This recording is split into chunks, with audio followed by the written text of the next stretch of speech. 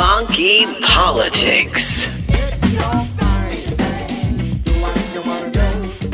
You're listening to Funky Politics, powered by the KUDZUKIAN Network. I am DC, sitting here along with the most powerful co-host in the world, Tosha Downey, Doc Ward. How are y'all? Is that host or hostess? Hostess is like at church. Because you said the most powerful hostess is the word. I had to put some instances on it. Yeah, you got to put some instances. Whatever. Hey, look. Funky Politics. Funky Politics. That's what we are, man. What we doing today? What we doing today? What we're doing today? Yeah. What are we doing in this country today? We emphasize and realize that we are here to criticize and synthesize. One thing we don't do is apologize because we Funky Politics. Everything we say is real, right, and funky. If you don't like it, get the funk out of here. Ooh, wee. See, there you go. There you go, man. That's the DC I know. That's what I'm talking about. Let's get radical up in this house. What did I do to deserve this? I don't know. You came in town today. You should have been delayed by a day. There you go. Look, on today's show, Tosha, we've got, I think, one of the great warriors we have in our community who are fighting for children, who are fighting for families. We like to call them gladiators. We call them gladiators now? See, where I come from, we call them warriors. Gladiators. Okay, I am Spartacus. But I'm not Cory Booker. We've got the one and only Miss Sarah Carpenter, who happens to be the executive director of Memphis Lift. Welcome to Funky Politics. How are you? Thank you. I'm good. Thank you. you. She's here with the sword and shield. She with the sword and shield. Sword and shield. I'm going to pass the play. The whole armor. Oh, Lord. I'm going to pass the play. Look, armor. Miss Carpenter, we want to get right into this thing. Let's talk about the state of education.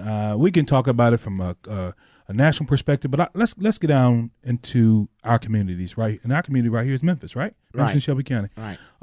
What do you see the state of education from I guess a micro point of view? Just a DC. What you do? Just a snapshot. Are we talking about public education or all education? Well, I'm not talking about post secondary. I'm talking about public education public education. K through 12. You're talking about all of it. You're talking about public education. Talking about public. Go ahead, the kind your grandchildren get. Right. The kind everybody. Don't worry about these folks over here. I say we're in a state of emergency.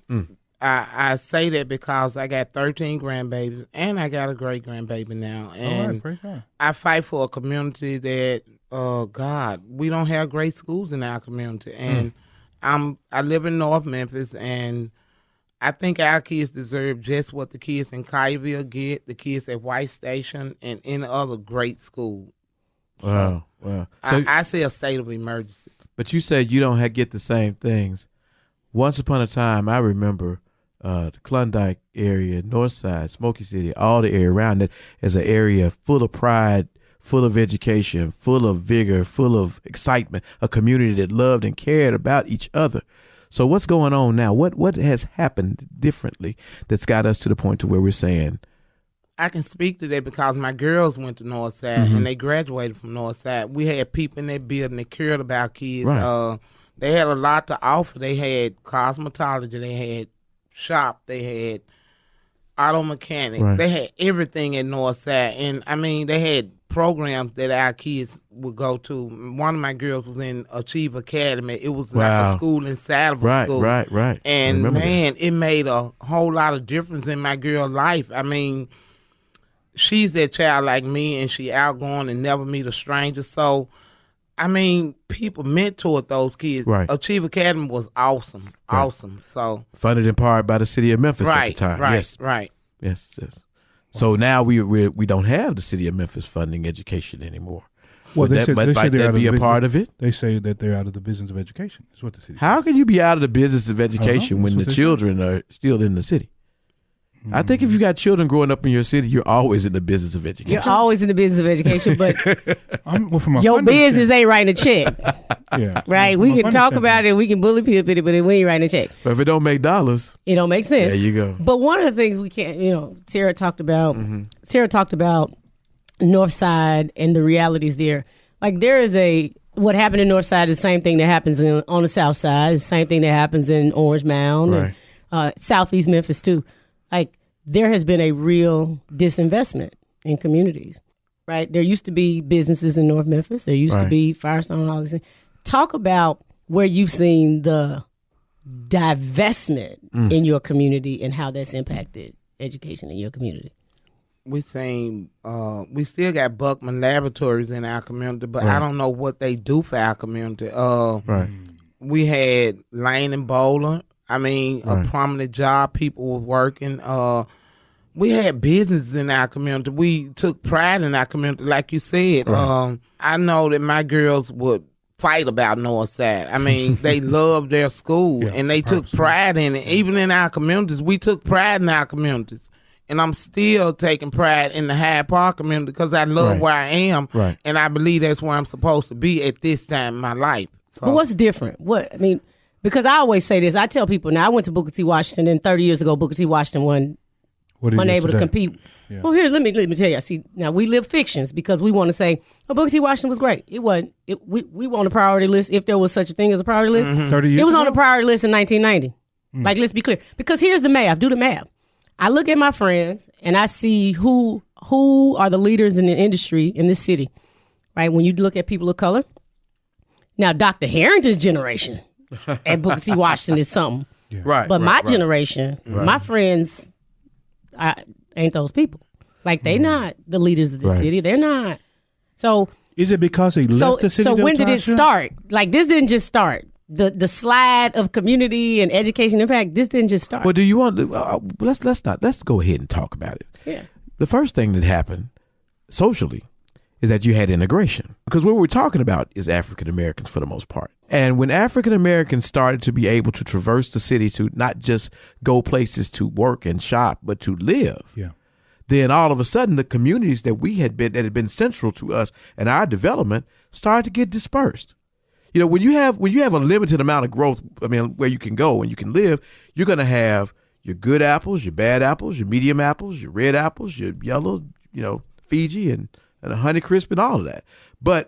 And everybody was together and everybody knew they had to be together. But once integration began, not just from a moving standpoint, but working in corporate America, that was the beginning of it.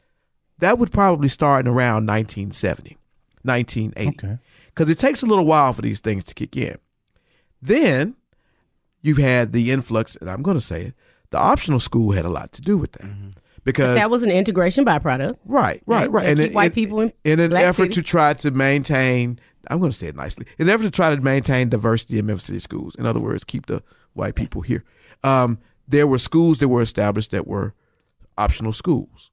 And so those magnet schools drew people away from neighborhoods like Northside. Keep talking. You are listening to the Funky Politics, powered by the KUDZUKIAN Network. BTW, some Hamilton area, but Hamilton folks still had the pride. They looked good going to school. They wasn't that smart though. Anyway. Oh my God. And so then when you start drawing a kid away from the community, he's going to high school instead of going to Northside, he's going to Central, or instead of going to Fairleigh or Hillcrest, he's going to Whitehaven. What interest does he have in this community where he came from after he goes off to college and wants to come back? So what you probably be looking at, I'm guessing, is a decline in the community based on those draws pulling people away. So brain draining. My question to you, Sarah, is if that's the case, that people are getting pulled away by other opportunity, but they're still here in Memphis, how are you all, Memphis Lift, Northside, Cougar Pride, how do you get people back to investing in Northside? How do you get them back to loving Northside the way they used to? How do you get them back to loving Klondike the way they used to? I mean, actually, Northside is closed now. Right. I mean the area of town. I know the school is it closed or reprogrammed? It's closed. But Manassas is still there. Yeah, Manassas. So you still got Manassas. Right. Yeah. You still got, who else over there in the district? Treadwell, Douglas is real. How do you get people back there? I mean, we know Elizabeth Warren was in Douglas not too long ago, but how do you get people back? How do you rebuild that pride? I think it got to start with our babies. You can't start with the young adults now because the pride is gone. So I think it start with kindergarten. It start there early. To me, it start to have pride in your community. We just got to face the fact that once you get a certain age, you done lost that pride. How do you get it back when all you see is blight and all you see is nothing really? I'll just put it like that. You don't see nothing in our community anymore. And our elected officials not even pouring into our community. And you talked about city government. Right. where I come from, I pay city and county taxes. Right. So why the city not investing in school? The city should invest in school, and that's another fight for another day problem. Well, let me pick on. I don't want to pick a fight with you, but I want to ask you about. Can. I want no, because You lose. My arms are too short. To You ain't box. got your weight up. Whatever. Memphis Lift. I want to back up a little bit. Tell me, what is it that Memphis Lift? And you founded this organization, right? Let's get a little context for our listeners out there. Let's do it. Because Memphis Lift is something that I saw that says that you guys educate, you engage, and you empower. I think I got that right, didn't I? Mm-hmm. Tell me how you do that. How do you, as Miss, and I'll call you Miss Sarah Carpenter, how do you do that, Miss Carpenter? We start with a 10-week fellowship that Miss Fields, who went through the first fellowship with me, and she teach parents. She bring guest speakers in, and we had Dr. McKinney and do the landscape of education in Memphis. And really, when we look at it, our education system wasn't even built for our kids.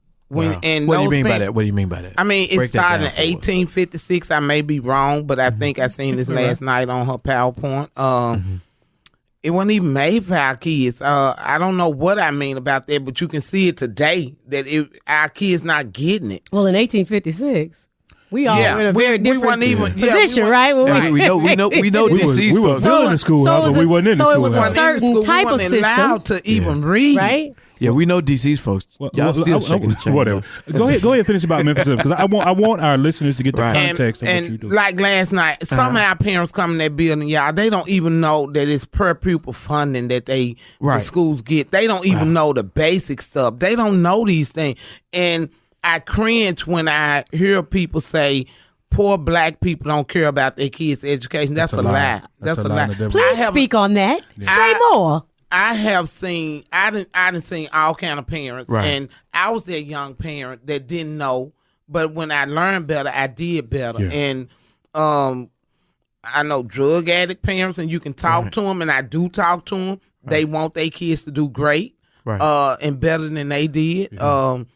I haven't met a parent yet that don't care about their kids. Wow. Right. I haven't. Yeah, we got so much work to do. It made me sad to even talk about it, really, because people, you talk about it, you educating these parents, and they ready to go to war. I watched our 11th class start last night. Right. These parents sitting there, and the more that Miss Fields was feeding them, they were getting angry. That's the way they should be angry about this. Right. I'm angry that my granddaughter go off to college and got to take remedial classes. I'm angry about it because she should be ready. Right.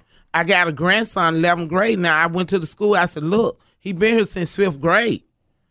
We know, I don't think he want to go to college, but he should be talking about a career. Y'all should be talking about a career to him. And we should, too, at home, too. That's don't misunderstand me. Right. But he had school more awakening hours, and you promised us this when you came to our community, and that's what I'm expecting. Right. So, and Memphis Lift is an advocate. Right. And we do choice counseling. Parents walk in our office every day looking for another school because something that happened at a school. And Miss Renee go with those parents to tour better schools. I ain't gonna say they great, but they better than where the kids were. Right. And she take those kids and get them in those schools. We got a SPED coordinator. Okay. IEPs, I know nothing about it. I'm not gonna sit here and say I know nothing about it. Miss Terry worked with us. Her daughter go to Tennessee School for the Blind. She know about special ed, so that's her niche, and she help parents navigate that IEP and all that SPED stuff. I mean, y'all, these parents, and if from what I'm hearing, that if the federal government came, somebody would be in jail. A lot of people would be in jail about SPED because they not doing right by our kids. I'm pulling up something. No. What you're saying is, you ain't gotta go because I understand I see your passion, and I've read enough about what Memphis Lift does, and I've seen your TED Talk. I think we all know that there's a lot more that we should have done, that we hadn't done, but we got to do, right? Absolutely. I mean, we just got to do it. We got to do it, and y'all, we spent at the Memphis Lift, we spend 80% of our time fighting people that look like us. Get out of here. Oh, Lord. That look like So me. you're telling me that this ain't a bunch of nefarious, ill-intentioned white people? No, ma'am. Exacting these horrors? No, ma'am. No, of ma'am. inadequate education on poor black and brown children here in Memphis? No. Say more. No, ma'am. It's people like our school board. Hold that note. I want you to hold that note. Okay. Now, I'm not saying stop telling the truth, but hold the truth, because right now we're going to take a quick break. Okay. We'll be right back, y'all, right here on Funky Politics with the one and only Sarah Carpenter of Memphis Lift. Shake your thing. Do what you wanna do. Funky Politics on the KUDZUKIAN Network. Funky Politics. We're back with Funky Politics. I'm DC, sitting here along with Tosha and Doc Ward, and we are visiting with and getting a schooling from Miss Sarah Carpenter of Memphis Lift, and we were talking a little bit about your opinion about how you think that on the district level here in Shelby County, Memphis Shelby County, that you're not seeing the. You being all politically correct. She said school board ain't doing nothing. Okay, say more. Praise the Lord. Go ahead. It sure does save time. I know. When you get to the point. Was I trying to dress it up, y'all? Trying to make it all nice. I say we spend 80% of our time like fighting people that look like us, that you vote for, you send to that school board to represent you, right? And they get there and they don't represent you. We working on a campaign. Tosha know the campaign we working on, unified enrollment. We tried Fresh Start, right? You remember Fresh Start? Yes, I've heard of that. We tried all that. We tried all their ways, and it haven't worked for our children. And we take this to them, and they want to give us the runaround about it, and want to worry about charter schools doing it and district schools not doing it. No, we want every school to do it because we think it level the playing field for all kids. Tell us what it is. Tell us what it is. Unified enrollment. Break it down. Parents will go to one place and register all their kids. If I got 13 grandbabies. Right. And one of my daughters go 4 different ways in the morning time to take her kids to school. Right. It's not fair. When she could register at one central location online and pick her top schools that she want her kids in, and you're bound to get one of those schools. So optional schools don't work for our community. Optional schools, I got a grandson only a grandmother could love. I mean, no, that's what my mother said about me. And I mean, she's talking about your face. If he got an N in conduct, do you think Idlewild gonna take him? Ooh. Right. One of our team members, little boy, smart, and I know he's smart. Right. He had a C on his report card, and he got turned down from an optional school. Well, I mean, we're talking about the optional school model. And I don't want to just beat it to death. I think it was good for what it was good for when it was good for what it was good for. But is it time? Do you think that it's time for us to begin looking at alternative things, dismantling it, so to speak? Of course, I do. That's why. And why do you believe that? Because all kids don't have a chance at optional schools. Wow. And you mean a chance to actually get in and go? To get in, right. Okay. And you think that model would probably be served better if we tried to just emulate it across the board versus put it in a few pockets? Right. I do, and that's what unified enrollment would do. You will have an opportunity. The parents will have an opportunity to pick their top 3 to 7 schools, and they bound to get one of them. Wow. It went the creaming process. They couldn't do that. Schools are creaming, and I'm not just talking about district schools. I'm talking about charter schools too. Are creaming kids and screening kids that go in there because they want their test scores to go up. If I bring my child to you, and you're supposed to be a great school, if you're an optional school, if he got all F's, you an optional school, you're supposed to be able to help this child get where he need to be, and that's what's going on in our city. The great schools don't want the kids that's not making the grade. If you're so great, you could help anybody. So that's the way I feel. I call that winning with class deals, right? People want to talk about being, we're great. We're winning all the races. Well, you started with all thoroughbreds. So if you start with thoroughbreds, you're supposed to win the races. You're playing with house money. You're great. Your deck is when loaded. You got some class deals that you can make run real. Your dice are loaded. Right. You got all the chips. Let me see. I was reading an article the other New York public schools, and I'm jumping somewhere around the country. Don't New York public schools have got a optional program. 8% tested in. They only took 8% of African American 898 kids that tested in. Applied. So I'm not so sure this is not something that's not just relegated to our community. Maybe it's a countrywide, because I know Nashville's got a magnet school system. Should we go? Is a magnet the same thing as an option? It is. Maybe they are the same so thing, what we know is that in any district, Chicago Public Schools, same thing. Yeah. You got 10 selective enrollment schools. You get 50,000 applicants. Chicago public schools 85% free or reduced lunch. And then you have 15% get all the spots. And then in Chicago, you have the Jesuits. We ain't even talking about so bring it back to Memphis. So the truth is, in any city, in any corner of America, the children with the most opportunities and access already get the best seats. But look at what we're dealing with right now, even in the college level. Fight me. But look at what we're dealing with right now in the college level. You've got people, actors and actresses and folks of note out here paying millions of dollars for their below average performing kids to go to school, stealing scholarships from otherwise worthy people. So it's a situation, it's a rich get richer sort of situation, or pay to play situation all across the board. My question though is, how do you level it? I understand what you're saying that you're trying to do, but how does that school choice of top 3 to 7, how does that level the playing field, or at least get us back to where everybody's going to their own school, their own neighborhood, and building their neighborhoods through those folks being there. But they're all interrelated. But here's the truth. Like, now, one thing you cannot miss, what you talk about, and Doc, you cannot. Now, I can fight with you about LaRose, and we don't have kids at LaRose, but it's 2 houses on my parents' block. So it is not fiscally prudent for us to say, oh, well, we're going to have every opportunity. We want every opportunity for all these children in South Memphis.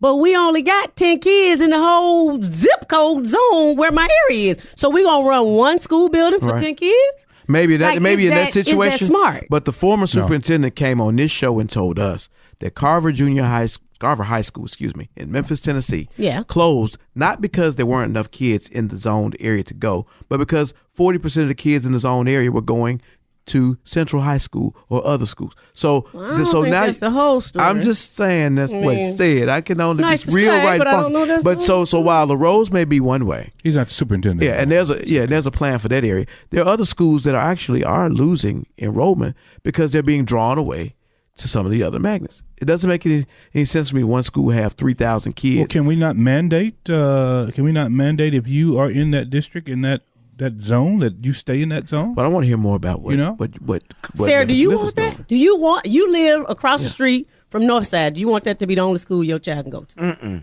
I want to have a choice of schools. Right. I want the best school, number one.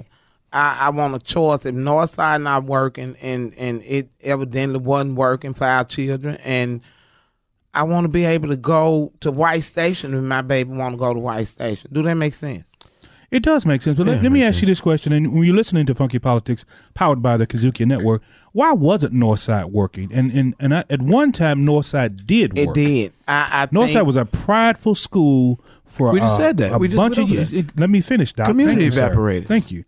No, the community didn't. People are still living there. So the community did not evaporate because what happened was it was bad policy by the city and by the county that what they did, that's bad policy. Not the same density. You can go from HCD all to the rest of them. But if LaRose is the best school, if LaRose is better than Cumming and Bruce and White Station, I'm gonna get my behind in that car every day and drive 45 whole minutes.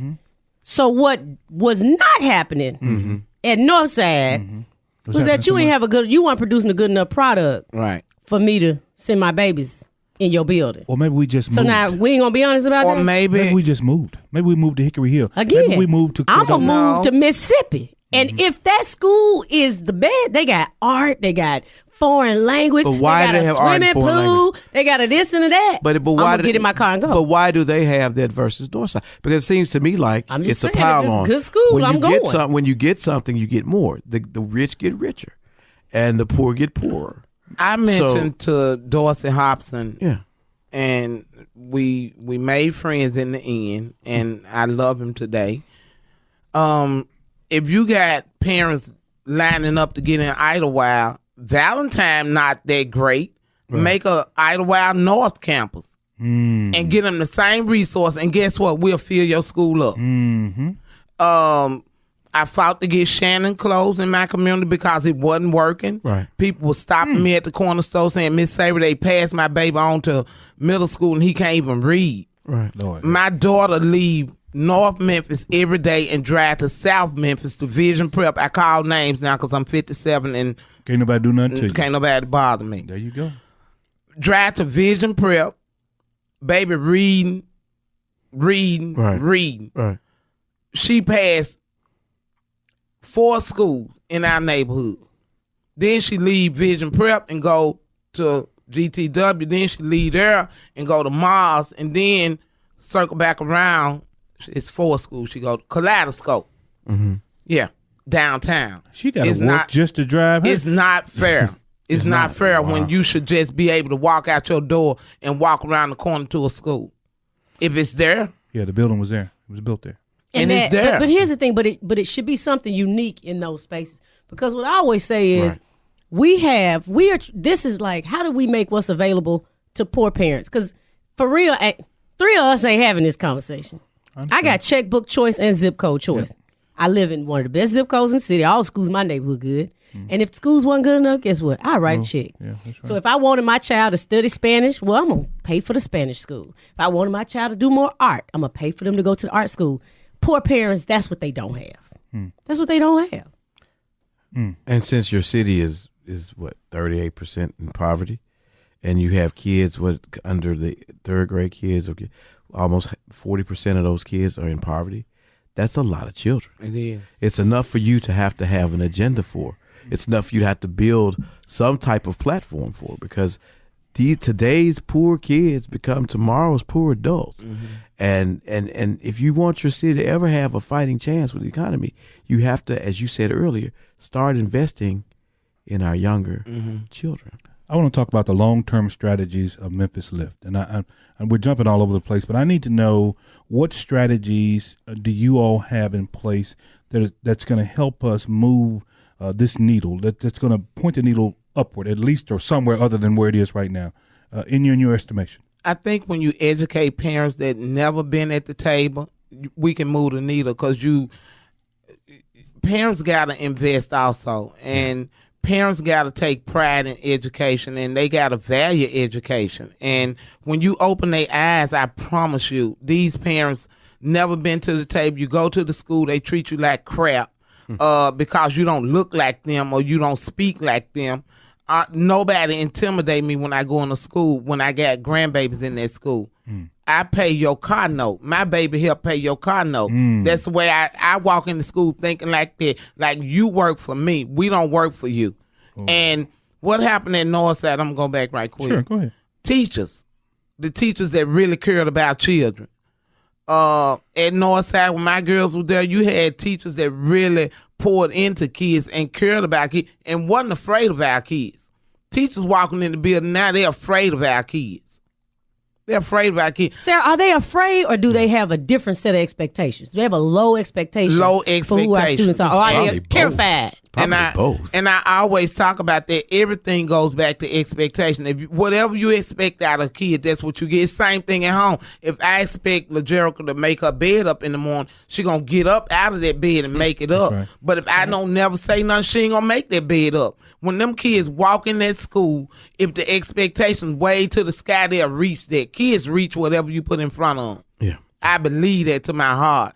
And they not expecting our kids. They come with a notion that, oh, we going to save little black children. Right. No, you're not coming to save our children. You coming to teach our babies. We not looking for sympathy. We just want a little empathy. Well, that's the white people possession, but you said it's most of these people. So now what are these people saying? I say we forgot where we came from. Oh, okay. If you was born in Memphis, you couldn't come from but a few places. Sure. North Memphis, South Memphis, Orange Mountain, Whitehaven, Orange Mountain. And not always Whitehaven. Not always Whitehaven, you're right.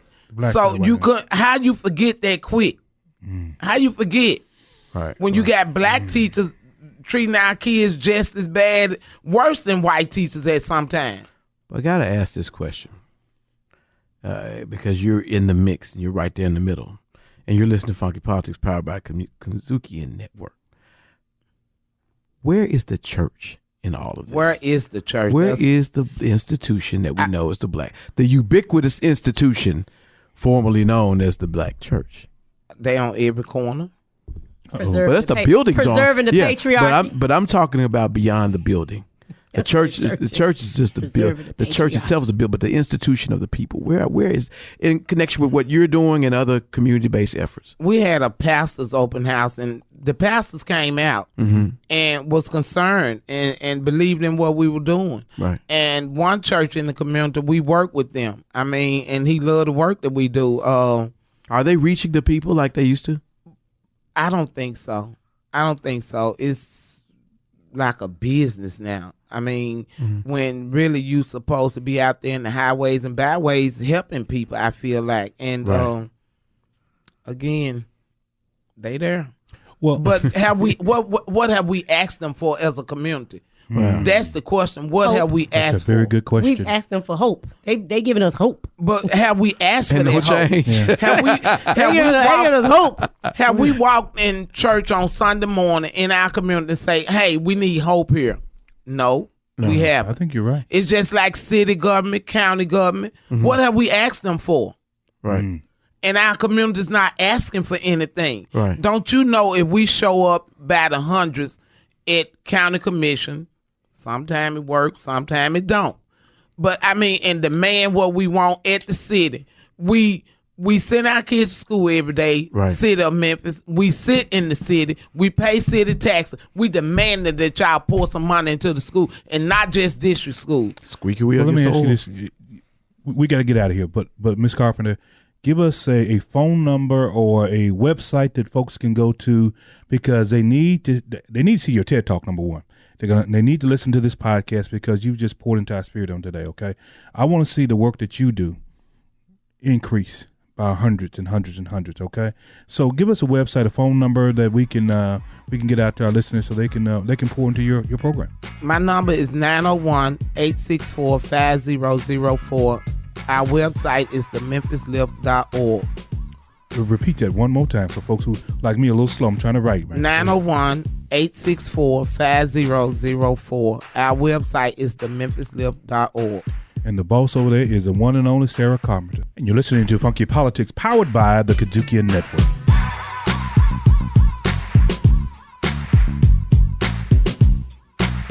Keeping it real, right, and funky. I think one of the things that makes a difference is having an African-American man who leads as the executive editor. So I'm always about this girl power. One of the other things we've been talking about is youth and their interaction with the justice system. Funky Politics on the KUDZUKIAN Network. KUDZUKIAN 3. Am I going to sit there and argue with you over we had steak 2 days ago, I want chicken? B. I'm going to be spicy all the time. I don't care if I'm single or not. C. I think that the foundation is how you were brought up. 3 Black Chicks on the KUDZUKIAN Network. KUDZUKIAN.